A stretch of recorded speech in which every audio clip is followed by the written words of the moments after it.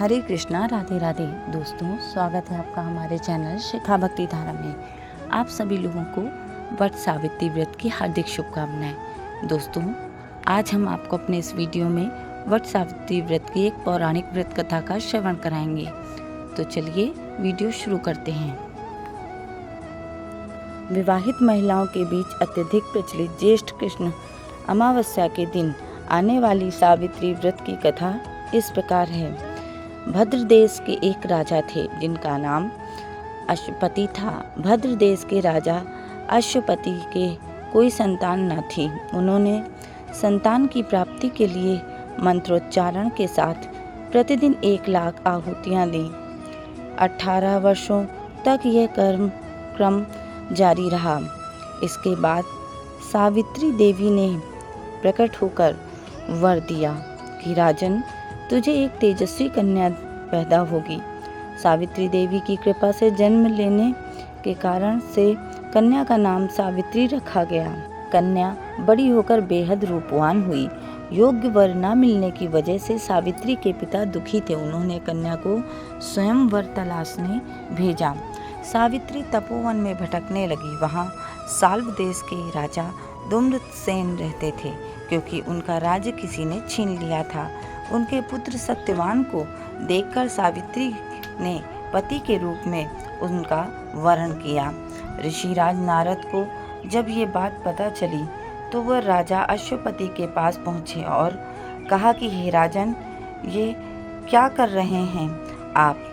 सत्यवान गुणवान है, धर्मात्मा है और बलवान भी है, पर उसकी आयु बहुत छोटी है। वह अल्पायु है। 1 वर्ष बाद ही उसकी मृत्यु हो जाएगी। ऋषिराज नारद की बात सुनकर राजा अश्वपति घोर चिंता में डूब गए। सावित्री ने उनसे कारण पूछा तो राजा ने कहा, पुत्री, तुमने जिस राजकुमार को अपने वर के रूप में चुना है वो अल्पायु है। तुम्हें किसी और को अपना जीवन साथी बनाना चाहिए। इस पर सावित्री ने कहा कि पिताजी, आप आर्य कन्याएं अपने पति का एक बार ही वरण करती हैं। राजा एक बार ही आज्ञा देता है और पंडित एक बार ही प्रतिज्ञा करते हैं और कन्यादान भी एक बार ही किया जाता है। सावित्री हट करने लगी और बोली, मैं सत्यवान से ही विवाह करूंगी। राजा अश्वपति ने सावित्री का विवाह सत्यवान से कर दिया। सावित्री अपने ससुराल पहुंचते ही सास ससुर की सेवा करने लगी। समय बीतता चला गया। नारद मुनि ने सावित्री को पहले ही सत्यवान की मृत्यु के दिन के बारे में बता दिया था। वह दिन जैसे जैसे करीब आने लगा, सावित्री अधीर होने लगी। उन्होंने 3 दिन पहले से ही उपवास शुरू कर दिया। नारद मुनि द्वारा कथित निश्चित तिथि पर पितरों का पूजन किया। हर दिन की तरह सत्यवान उस दिन भी लकड़ी काटने जंगल चले गए थे। साथ में सावित्री भी गई। जंगल में पहुंचकर सत्यवान लकड़ी काटने के लिए एक पेड़ पे चढ़ गए। तभी उसके सिर में तेज दर्द होने लगा। दर्द से व्याकुल सत्यवान पेड़ से नीचे उतर गए। सावित्री अपना भविष्य समझ गई। सत्यवान के सिर को गोद में रखकर सावित्री सत्यवान का सिर सहलाने लगी। तभी वहां यमराज आते दिखे। यमराज अपने साथ सत्यवान को ले जाने लगे। सावित्री भी उनके पीछे पीछे चल पड़ी। यमराज ने सावित्री को समझाने की कोशिश की कि यदि यही विधि का विधान है, लेकिन सावित्री नहीं मानी। सावित्री की निष्ठा और पतिपरायणता को देखकर यमराज ने सावित्री से कहा कि हे देवी, तुम धन्य हो, तुम मुझसे कोई भी वर मांगो। सावित्री ने कहा कि मेरे सास ससुर वनवासी और अंधे हैं, उन्हें आप दिव्य ज्योति प्रदान करें। यमराज ने कहा, ऐसा ही होगा, जाओ अब लौट जाओ। लेकिन सावित्री अपने पति सत्यवान के पीछे पीछे चलती रही। यमराज ने कहा, देवी तुम वापस जाओ। सावित्री ने कहा, भगवान, मुझे अपने पतिदेव के पीछे पीछे चलने में कोई परेशानी नहीं है। पति के पीछे चलना मेरा कर्तव्य है। ये सुनकर उन्होंने फिर से उसे एक और वर मांगने के लिए कहा। सावित्री बोली, हमारे ससुर का राज्य छिन गया है, उन्हें पुनः वापस दिला दीजिए।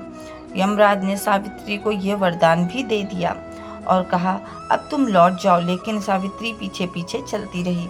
यमराज ने सावित्री को तीसरा वरदान मांगने को कहा।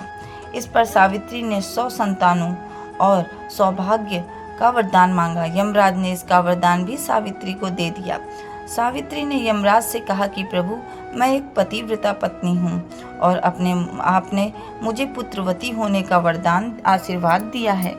ये सुनकर यमराज को सत्यवान के प्राण छोड़ने पड़े। यमराज अंतर्धान हो गए और सावित्री उसी वट वृक्ष के पास आ गई जहाँ उसके पति का मृत शरीर पड़ा था। सत्यवान जीवंत हो गया और दोनों खुशी खुशी अपने राज्य की ओर चल पड़े। दोनों जब घर पहुंचे तो देखा कि माता पिता को दिव्य ज्योति प्राप्त हो गई है। इस प्रकार सावित्री सत्यवान चिरकाल तक राज्य सुख भोगते रहे। अतः पतिव्रता सावित्री के अनुरूप ही प्रथम अपने सास ससुर का उचित पूजन करने के साथ ही अन्य विधियों को प्रारंभ करें। वट सावित्री व्रत करने और इस कथा को सुनने से उपासक के वैवाहिक जीवन या जीवन साथी की आयु पर किसी प्रकार का कोई संकट आया भी तो वो टल जाता है। इस प्रकार कथा पूर्ण हुई। आप सभी लोगों को एक बार फिर से वट सावित्री व्रत की हार्दिक शुभकामनाएं। वीडियो में दी गई जानकारी और वीडियो यदि अच्छा लगा हो तो प्लीज़ वीडियो को लाइक करें, शेयर करें व सब्सक्राइब करें। राधे राधे।